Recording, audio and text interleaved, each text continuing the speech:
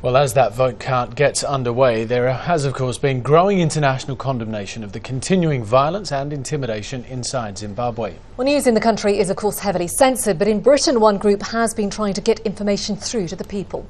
Alan Fisher went to their studios in London.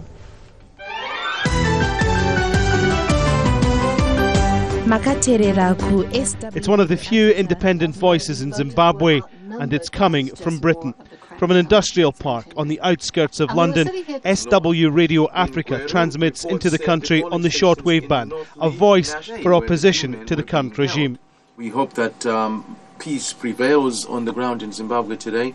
Set up by exiles and funded by non-government organisations like George Soros's Open Society Fund, the station has been broadcasting special shows for the election, as well as their usual 2 hours a day programming.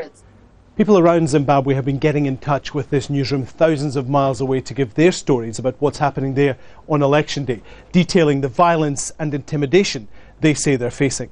What's worrying about the current arrest really that everyone who has been arrested so far is an accredited media practitioner. Zimbabwe sounds like a very frightened place during this election. People that would normally talk to us sometimes have been expressing a lot of fear. Some have stopped using their real names. The violence has been quite extensive. It's been a very calculated, systematic campaign of violence against opposition supporters and officials.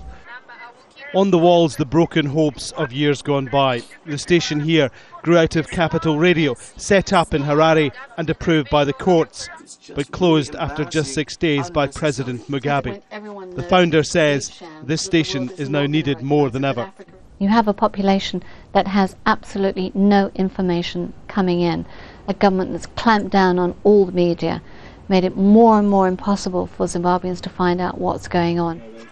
The station says that for 7 years it's been the main source of news in Zimbabwe, provided by the people of Zimbabwe.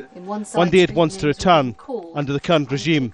That's unlikely ever to happen. And on that note, we have to leave you. I'm Tererai Karimakwenda. I'm GERRY Jackson. Keep safe. Bye. Alan Fisher, Al Jazeera, London.